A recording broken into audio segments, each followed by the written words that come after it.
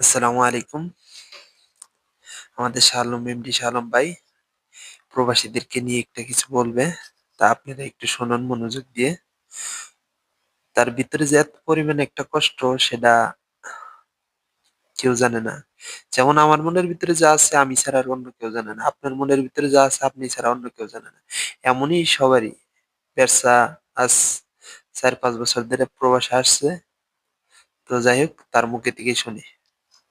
শাহ আলম ভাই তুমি বলো।